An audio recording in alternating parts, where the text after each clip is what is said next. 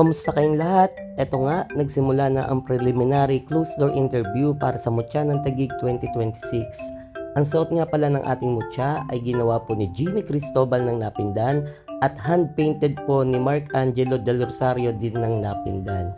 Makikita nyo po ang kawayanan na sumisimbolo po sa dating Napindan kung saan ang ating pong lugar ay napupuno ng kawayanan.